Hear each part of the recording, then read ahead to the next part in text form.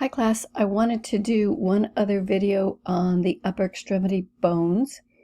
You must have your worksheet in front of you. It has all your pictures, diagrams of these bones. You have to have your master list because I'm going to be following along on the master list. So make sure you have those. If not, go get them. So let's get started. We finished the axial skeleton, the bones of the skull, the vertebral column. Make sure you remember the sacrum is part of the vertebral column, and the thoracic cage, the sternum and the ribs. So now we're on the appendicular skeleton, the appendages, which are the bones of the arms and the legs, and the girdles that are going to be connecting those arms or legs to the axial skeleton. So we're just going to be doing the upper extremity now. So the pectoral girdle. These are the bones that are connecting, attaching the arms to the axial skeleton. There are two bones of the pectoral girdle. The first one is the clavicle. The clavicle, aka the collarbone, is the only bone of the pectoral girdle that has direct attachment to the axial skeleton. So this clavicle is attaching to the sternum. So we're going to be looking at the clavicle. This funny little bone. It's got a sternal end because it is attaching to the sternum. And it has an acromial end because it is attaching to the acromial process of the scapula. And you'll also notice it has kind of like this funny S shape to it. So we're going to be looking at the clavicle and the scapula. So first, the clavicle. Look at your worksheet. You will see, if you're looking down on the clavicle, you will see there's a sternal end. The sternal end is articulating with the manubrium at the clavicular notches. So make sure you know where those clavicular notches are. And then we're going to have this flared out portion, which is the acromial end. The acromial end articulates with the acromial process of the scapula that you're going to be looking at shortly. This superior surface is smooth. It's relatively smooth compared to the inferior surface, which is kind of rough, and it's got this tubercle back here also. So let's see how that is on the skeleton. So here we have our manubrium. Here's the clavicular notch here, clavicular notch here. Here's the sternal end of the clavicle, and then it flares out to the acromial end. Here's the acromial process of the scapula. Same thing here, sternum. Here's the clavicular notches, sternal end, acromial end. So this is like going to give you a 3D view, rotating of the clavicle. Here is going to be the sternal end. It's flat and blunt. The acromial end, as you watch it go round, this is going to be more flared out. So let's see what this looks like. Look at that acromial end, flared out. Here's the superior view. Here is the inferior view, roughened. Sternal end is more flattened. So again, sternal end flattened. Here is the inferior view. Here's the superior view. Here is the acromial and right here. Easy to see, right? Now we're going to do the scapula. So this one has a lot of landmarks. So I'm going to bring out your master list. This is the posterior view. So this is the right posterior view of the scapula. So here's our scapula. This is the right one. First thing on your list, the vertebral or medial border. Here is the vertebral border, aka the medial border. Vertebral because it's close to the vertebral column. Medial because it's closer to the midline. This is the lateral border, aka the axial border. Lateral border, aka axial border. Here is the humerus, the first bone of your arm. This is the axilla, right? You lift, this is where your axilla is. So remember, lateral, aka axillary border. What's next? Angles. You have a superior angle, this part that sticks up right here. An inferior angle, superior angle, inferior angle.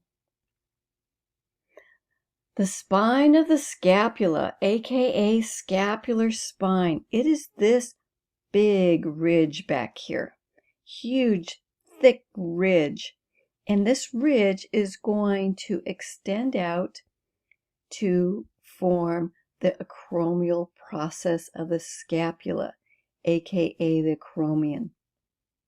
So this, once you find the spine of the scapula, this flared out end is going to be the acromion, aka the acromial process of the scapula, which is articulating with the acromial end of the clavicle.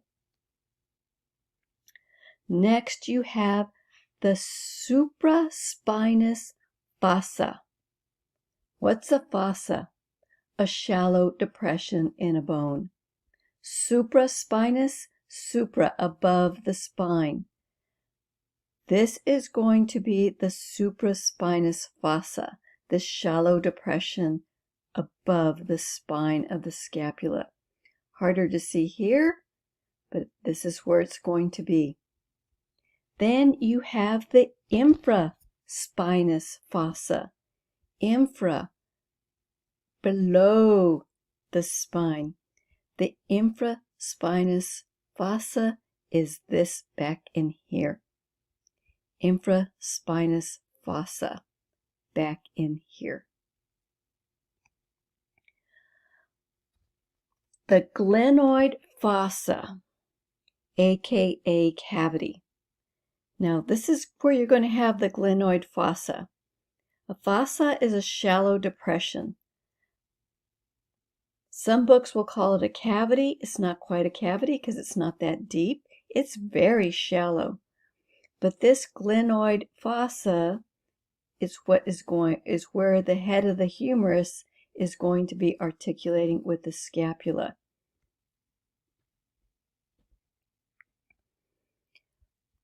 Next, the coracoid process and the subscapular fossa. We're going to see those in the anterior view. So here we have the right anterior view of the scapula. So here's Mr. Skeleton. Here is the glenoid fossa. Here is the anterior view. Can't see it with all the ribs. So here we have it. So what do you need to know on this? The coracoid process. This guy right here, coracoid. You're going to mess that up with the coronoid process of the mandible, the coronoid process of the ulna, another bone you're going to learn shortly. So make sure you don't mess them up. Scapula has an A in it. Cora has an A in it. Coracoid process. That belongs to the scapula. So that's this guy. And then the subscapular fossa. This is the subscapular fossa, this area right in here. So make sure you can see these on your worksheet. Some of them are actually easier to see on your worksheet because I have a nice lateral view. But I'm going to show you the rotating scapula here too. And I'll kind of point out some things as it's rotating around. If this will start. Oops. Here's the supraspinous fossa. Here's the subscapular fossa, the coracoid process, the glenoid fossa. Here's the spine of the scapula going into the acromial process. Subscapular fossa here again, glenoid fossa, acromium right there, and the supraspinous fossa right there. So hopefully you got everything on that. Pretty easy to see everything. Lots of landmarks on the scapula, but not too bad, right? Make sure you look at your worksheet, find all those, and you can figure it out. Now we're going to go on to the humerus. So turn the page in your worksheet to see the humerus. So the humerus is the first bone of your arm. This is the upper arm bone. It is articulating with the scapula, the head of the humerus articulates with the glenoid fossa of the scapula. Now remember, the scapula has no direct attachment to the axial skeleton. None. The scapula is attached to the clavicle. Remember, the clavicle is the only bone of the pectoral girdle that has direct attachment to the axial skeleton. So, first thing, you need to know if it's anterior or posterior. You look to the proximal end. This is the proximal end, right? Proximal end, distal end. The proximal end is going to have these structures: the greater tubercle and the lesser tubercle. So look at your worksheet, you'll see those. The greater tubercle is the higher ridge. Remember, what is a tubercle? What is a tubercle? A rounded projection. Remember, you had a tubercle of the rib. So this is a rounded projection. And this greater tubercle, lesser tubercle. Here you can see it here, greater tubercle, lesser tubercle. In between the tubercles, you're going to have this ridge, or not ridge, it's a groove. A groove. This is the intertubercular groove. In between, tubercular, in between the tubercles. It's a groove, intertubercular groove. Here's the head of the humerus. There is going to be what they call the anatomical neck. It's just a slight depression just inferior to the head of the humerus. Harder to see right here. If I go higher, it just kind of gets blurry, but that would be right here, the anatomical neck. Then you're going to have the surgical neck, which is right here. Surgical neck. They call it the surgical neck. This is where most of the fractures of the humerus take place. Now, this is the medial side of the bone. How do you know? Look at the head of the humerus. The head of the humerus. This side is medial. This is going to be your lateral side of the bone. Make sure you always know that the head of the humerus is medial. On the lateral surface right here, you're going to have something called the deltoid tuberosity. What is a tuberosity? A roughened projection or elevation. This is a roughened area of the humerus. It's hard to see here, but this is a roughened area. It's not smooth like down here. And this deltoid tuberosity is where the tendon of the deltoid muscle is going to be inserting into the humerus. Remember, muscle tendons insert into the periosteum of bones. This deltoid tuberosity, this roughened patch, gives more surface area to the bone, which will allow more surface area to the periosteum that is attaching to the bone, and it will give more surface area for that deltoid tendon to insert into. And you can pretty much well guarantee that if a person had a strong deltoid muscle, this deltoid tuberosity is going to be really prominent. If it's a weak deltoid muscle, you may not see much of anything. Now, let's look at the distal end. Now, the distal end of the anterior humerus, you're going to see this is the medial epicondyle.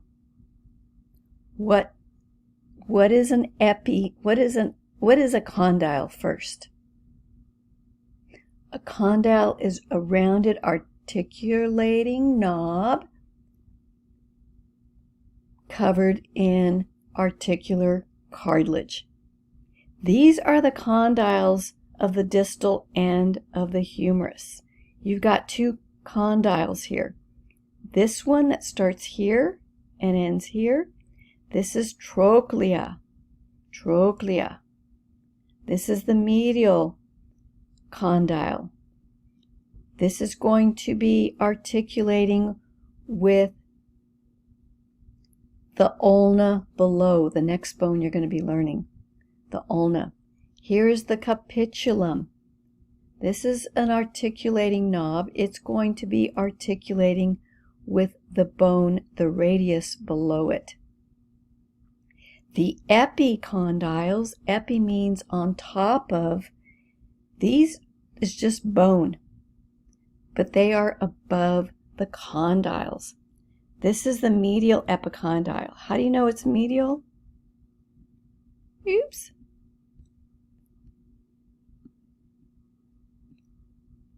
The head is always medial. You look down here, this is the medial epicondyle. The medial epicondyle is huge, huge. Going to be real important when we get to muscles, so make sure you understand that. The lateral epicondyle is here, not very big.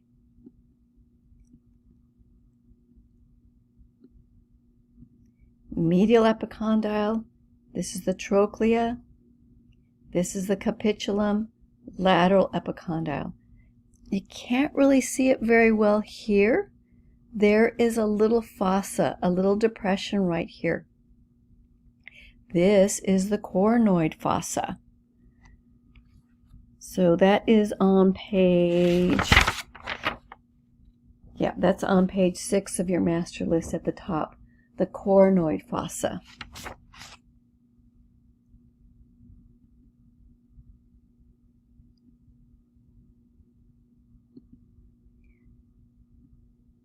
So here's another bone. Just want to show another one. Right anterior humerus, the head, the anatomical neck. You can probably see it a little bit better here.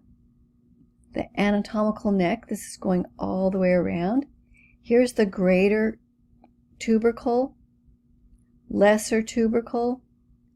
into tubercular groove right here. That's going to be important. Going to have 3 big muscles going in here. Here is the deltoid tuberosity on the lateral side. And then at the distal end, the medial epicondyle. Here is trochlea. This will be covered in hyaline cartilage, articular cartilage. Here is capitulum. Here is a fossa. This is the coronoid fossa. So that's the anterior view. Oops, let me get... Oh, I got another anterior view here. So here, by now, hopefully you got the anterior view down. Greater and lesser tubercles into intertubercular groove, medial epicondyle, trochlea, capitulum. Here's showing you capitulum, trochlea. Now this is a fresh bone. The articular cartilage is still on it. So here you can easily see trochlea. It's a spool-shaped condyle. Remember, these are your condyles. Trochlea. Here you can see that fossa, the coronoid fossa. Here is capitulum. You're only going to see trochlea and capitulum on the anterior surface.